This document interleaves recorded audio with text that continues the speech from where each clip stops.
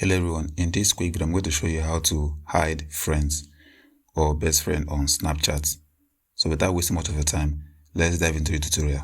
So if you want to hide a friend on Snapchat, what you have to do is to click and hold the friend, click on chat and notification settings, and click on clear from chat feed.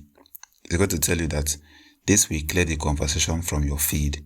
It will not delete any saved or sent message in your conversation. So click on clear. It's going to clear it out from your conversation feed. So if you want to bring it out, what you have to do is to click on the search button and just search the name. You're going to see it right here. If you want to bring it out back in your conversation feed, what you have to do is to send a message.